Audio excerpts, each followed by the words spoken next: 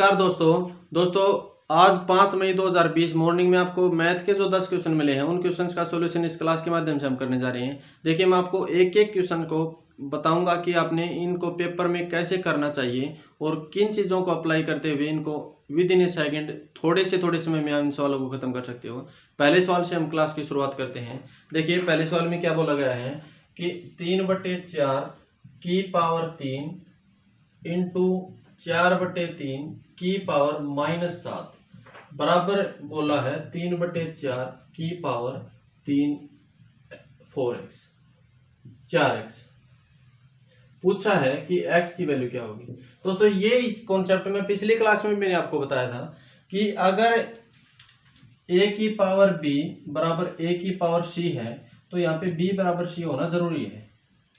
अब आपको दिख रहा है कि ये 3/4 है लेकिन ये 4/3 है।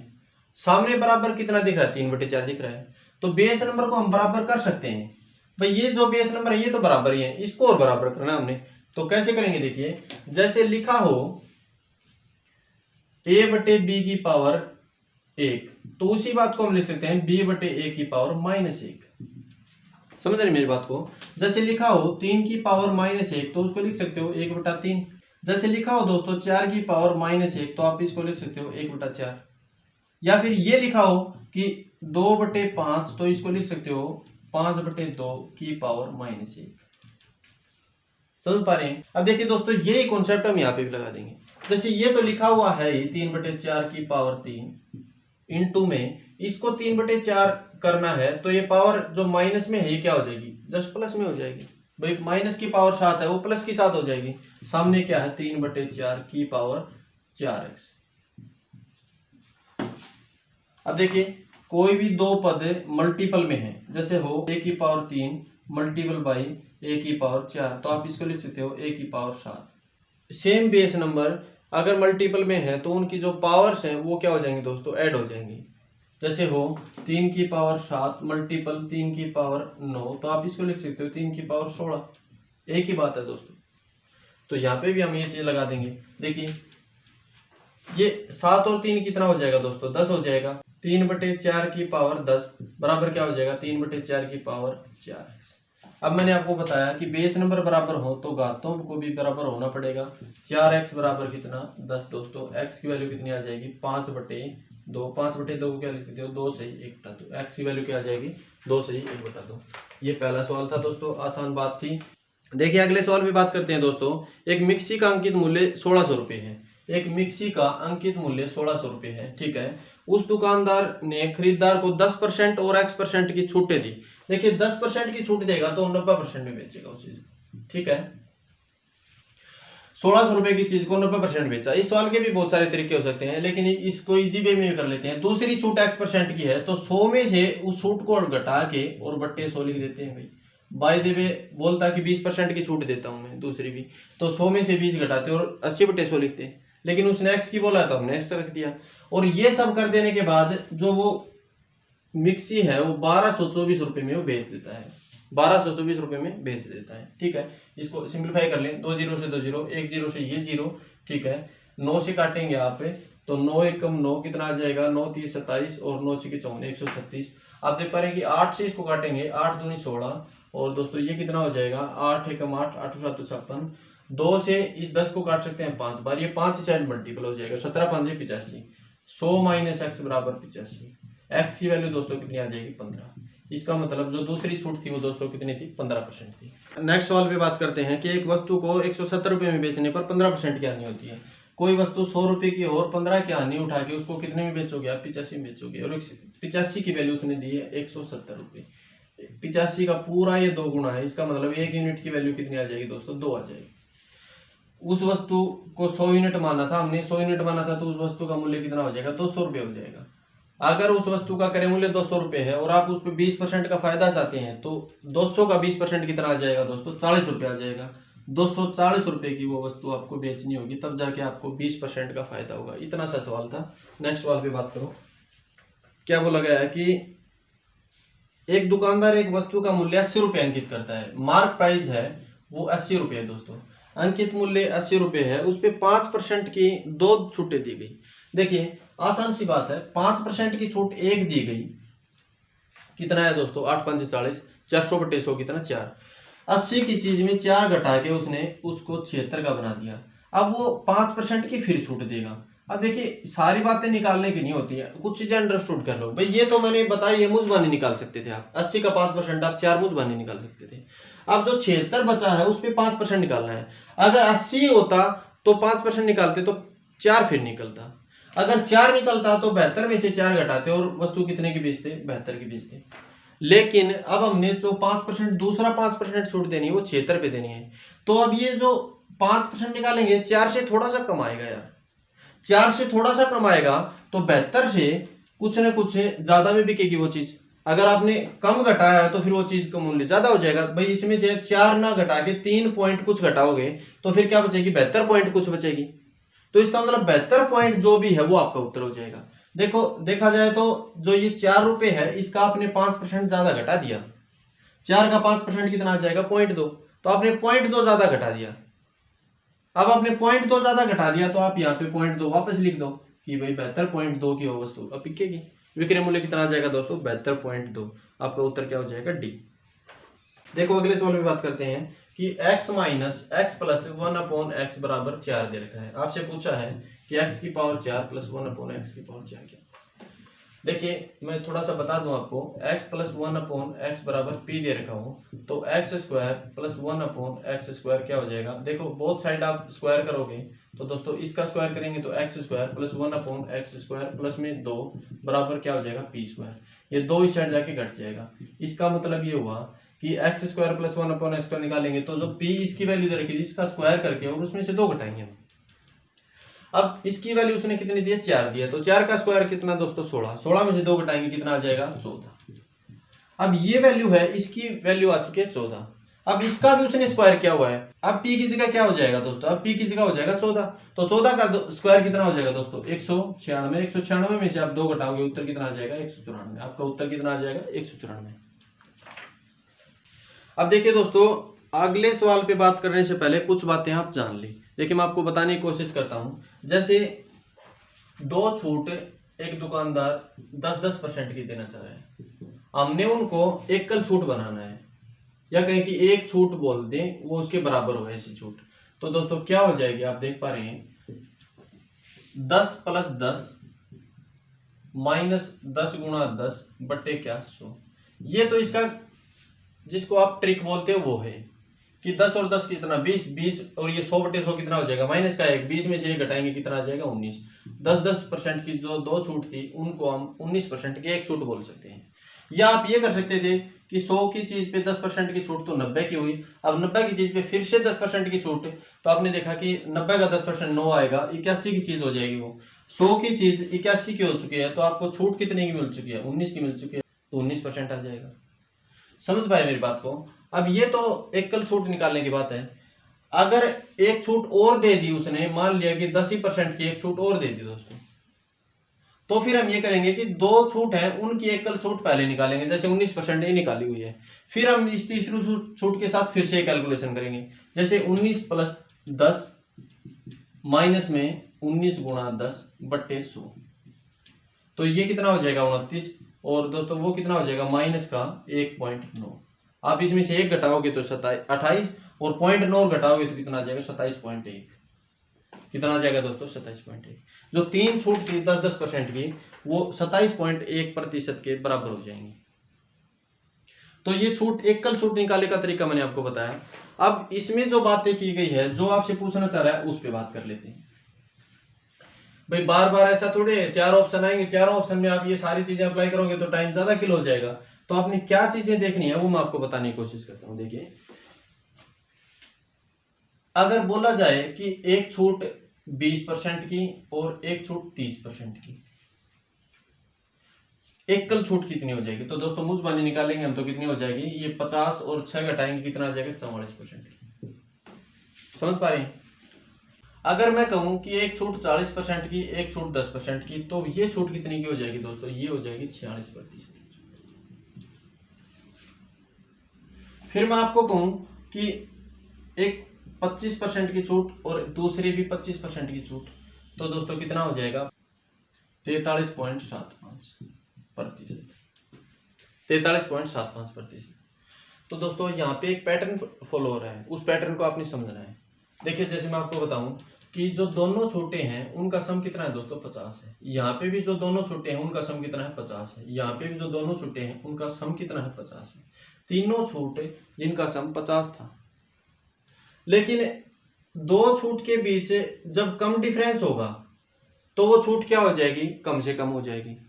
और दो छूट जिनके बीच डिफरेंस ज्यादा होगा वो छूट क्या हो जाएगी, बड़ी से बड़ी हो जाएगी। देखो जैसे यहाँ पे डिफरेंस कितने का है दोस्तों, 0 का। भाई सम तो बराबर है ही, लेकिन डिफरेंस क्या है, 0 का। तो छूट सबसे कम कहाँ मिली आपको, यही मिली।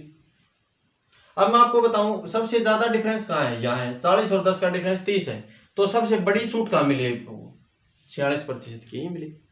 और इससे थोड़ी सी कम डिफरेंस है, जैसे इनका डिफरेंस 10 ही है, तो यहां से छूट कितनी मिली आपको, 44% मिली।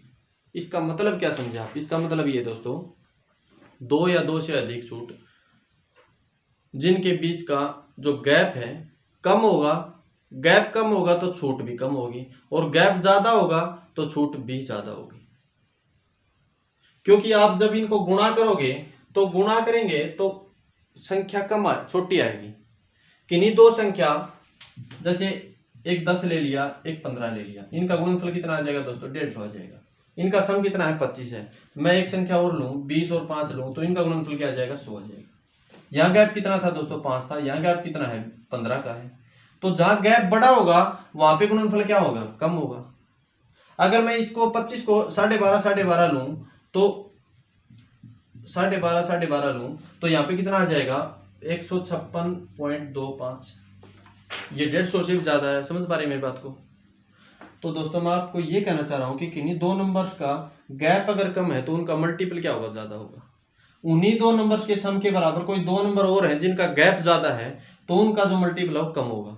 और वो मल्टीपल है, देखो इनका सम तो 50 ही आएगा। जब आप इनको कैलकुलेट कर रहे होगे तो 50 प्लस 50 प्लस 50 प्लस ऐसे ही तो लिख रहे होगे। और इनका गुणनफल है वो घट रहा होगा। भाई गुणनफल है वो घट रहा होगा, यहाँ पे गुणनफल, यहाँ पे गुणनफल।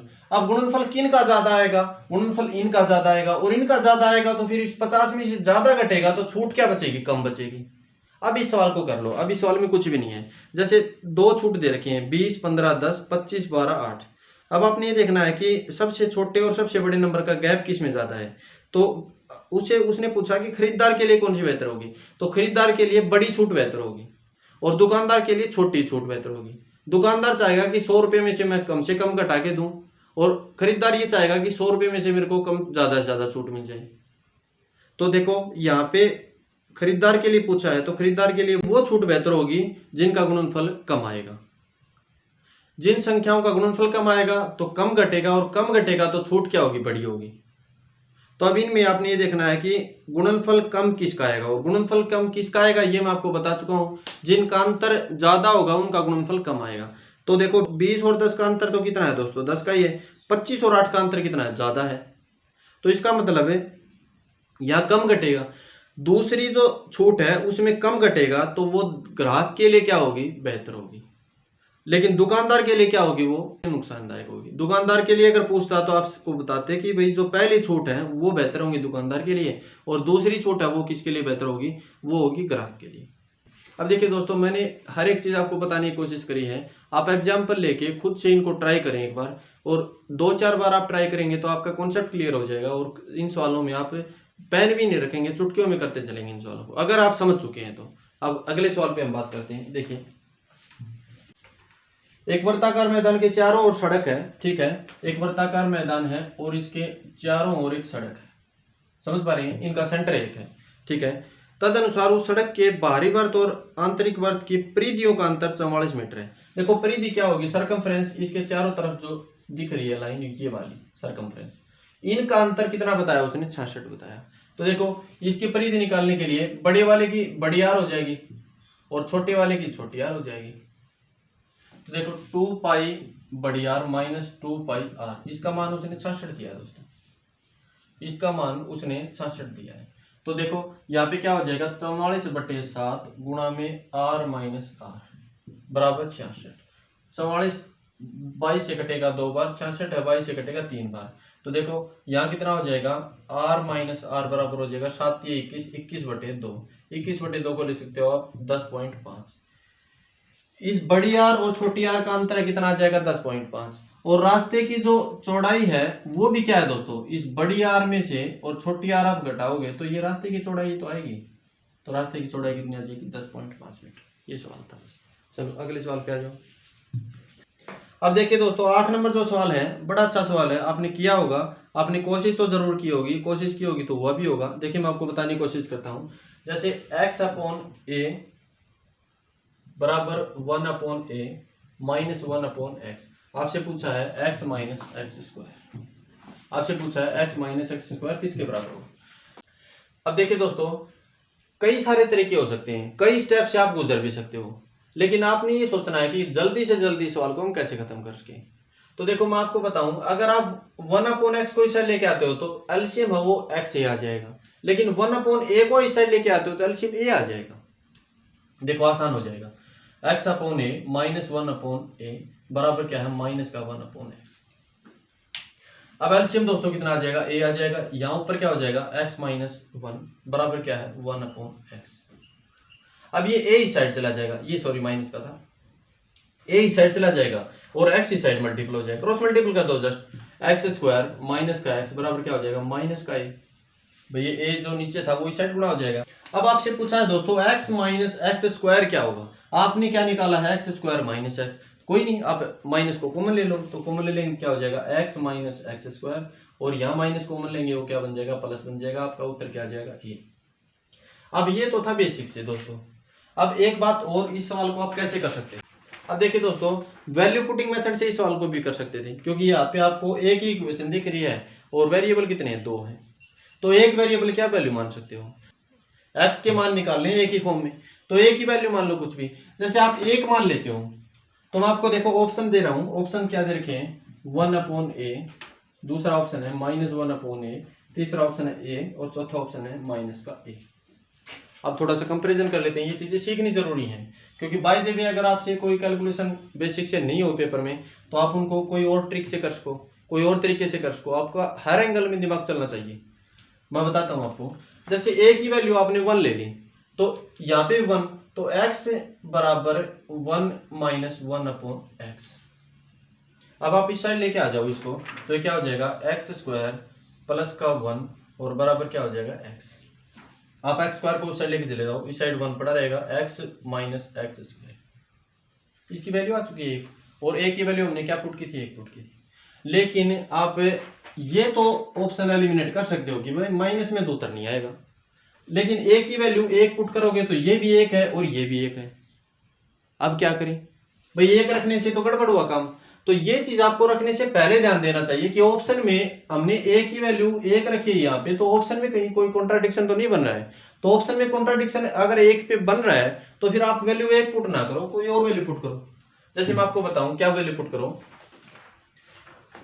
अगर आप 2 वैल्यू पुट करते हो तो ये 1/2 आ जाएगा। मैं कह रहा हूं कि आप 1/2 वैल्यू पुट कर दो, एक ही 1/2 वैल्यू पुट कर दो, ताकि जो 1/2 है वो ऊपर जाके x के साथ 2 मल्टीपल हो जाए। जैसे 1/2 यहाँ रखोगे तो ये क्या हो जाएगा, 2x, 1/2 यहाँ रखोगे तो ये क्या हो जाएगा, 2, और ये क्या है, ये तो 1/x है। अब आप सोल्व कर दो इसको थोड़ा सा, या फिर ये बोल दो कि x से मल्टीपल कर दो पूरी इक्वेशन को, तो क्या कर देंगे, 2x स्क्वायर बराबर 2x, और ये क्या हो जाएगा, माइनस का 1। अब देखिए दोस्तों मैं आपको बताऊं कि आप इसको इस साइड लेके चले जाओ और 1 को इस साइड ले आओ। भाई 1 है जो माइनस का इस साइड आएगा प्लस का हो जाएगा, और इसको इस साइड लेके चले जाओ और उसमें से 2 कॉमन ले लो, तो यहाँ क्या बचेगा x, और यहाँ क्या बचेगा, माइनस का एक्स स्क्वायर। अब ये बट्टे में क्या आ जाएगा, 1/2। ये 2 जो इसके मल्टीपल में, ये इसके क्या आ जाएगा, बट्टे में आ जाएगा। तो x माइनस एक्स स्क्वायर की वैल्यू कितनी आ जाएगी, 1/2। अब एक ही वैल्यू आपने क्या रखी थी दोस्तों, 1/2 रखी थी, तो आप यहाँ पे 1/2 रखोगे तो 2 बन जाएगा, जबकि यहाँ 1/2 आ ही रहा है, तो इसका मतलब आपका उत्तर क्या हो जाएगा, सी उत्तर हो जाएगा। चलो अगले सवाल की बात करते हैं दोस्तों। तो 9 नंबर सवाल में क्या बोला गया कि एक √2 + 1 सेंटीमीटर की त्रिज्या का एक C1 वृत्त है जिसमें कोई जीवा ए बी है, जिसमें एक कोड है वो क्या है, ए बी है। देखिए मैं बनाता हूँ, जैसे एक सर्किल है और उसी सर्किल में करा कि एक और सर्किल है, और इस छोटे सर्किल से टच होते हुए एक कोड है ए बी। ये कोड है AB।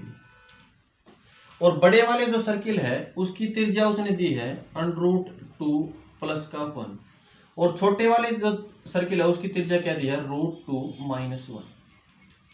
अब आपने निकालना है AB। तो मैं आपको बताऊं ये इसके लिए टेंजेंट है तो ये 90 डिग्री का एंगल बनेगा, और 90 डिग्री का बनेगा तो ये समकोण त्रिभुज है, राइट एंगल ट्रायंगल में ये क्या है, ये इसका हाइपोटेनस है, और ये क्या है इसका परपेंडिकुलर है, ये इसका क्या है दोस्तों बेस है। आपने अगर बेस निकालना है तो इसके स्क्वायर में से आप इसके स्क्वायर को घटाओगे, तो इसका जब स्क्वायर करोगे तो क्या आ जाएगा √2 + 1 का स्क्वायर करोगे क्या आ जाएगा दोस्तों 3 + 2√2 माइनस इसका स्क्वायर घटाएंगे आप तो इसका क्या आ जाएगा 3 - 2√2, और उसका करना आपने √। तो देख पा रहे हैं आप जब माइनस इसको खोलेंगे तो ये माइनस का लेकिन ये प्लस का, ये √3 से 3 कट जाएगा, लेकिन ये क्या हो जाएगा 4√2 और उसका √, दोस्तों। तो 4 का √, तो क्या आ जाएगा दोस्तों 2 आ जाएगा, 4 का √, तो क्या आ जाएगा 2 आ जाएगा। लेकिन ये √2 है, इसका भी √2, इसका मतलब ये है कि पावर 1/4, और वो पावर 1/4 आप यहाँ रख सकते हो। अब मैं आपको बताऊं कोई जीवा है, जैसे ये कोई जीवा है और सेंटर से आप ये जीवा पे परपेंडिकुलर डालोगे तो ये जीवा को क्या कर देगा, ये आधा आधा बांट देगा। ये जीवा कहीं पे भी होगी लेकिन इसको क्या कर देगा, ये आधा आधा बांट देगा। जरूरी क्या है कि सेंटर से आपने यहाँ पे परपेंडिकुलर डाला है, ऐसा नहीं कि सेंटर पे मिलाने से आधा हो जाएगा, यहाँ आधा नहीं होगा। आप जब परपेंडिकुलर डाल रहे होगे तब आधा होगा, तो यहाँ पे भी तो परपेंडिकुलर है दोस्तों। तो AB का आधा हम निकाल चुके हैं। AB का आधा क्या है 2 गुणा में 2 की पावर 1/4, इसका 2 गुणा करेंगे तो क्या हो जाएगा 4 गुणा में 2 की पावर 1/4। आपका उत्तर क्या आ जाएगा 4 गुणा 1/4 पावर 2। समझ पाए मेरी बात को। अब अगले सवाल पे बात करते हैं। आखिरी सवाल है, आसान सा है, छोटा सा है, कर लेते हैं।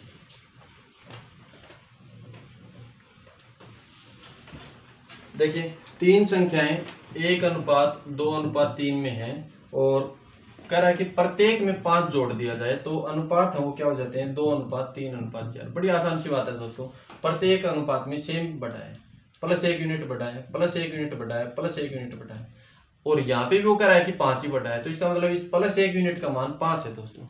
अगर +1 यूनिट का मान 5 है तो वो संख्या क्या हो जाएगी, वो संख्या यहाँ हो जाएगी 5, यहाँ 10 हो जाएगी, यहाँ क्या हो जाएगी 15। आपसे क्या पूछा एक बार ये पता कर लो कि वो संख्याएं क्या है। तो संख्याएं तो दोस्तों 5, 10, 15 है, 5 जोड़ देने से क्या हो जाएगा 10, 15 और 20 हो जाएंगे। उम्मीद करता हूँ ये सारी बात आपने समझी होंगी। आज मॉर्निंग में जो क्वेश्चन मिले थे वो मैंने आपको सारे सवाल करवाए हैं, और आप इन पे अभ्यास करो। कल आपको मॉर्निंग में फिर से कुछ अच्छे सवाल मिलेंगे और उनके सॉल्यूशन के साथ हम अगली क्लास में फिर से हाजिर होंगे। चलो तब तक के लिए थैंक यू।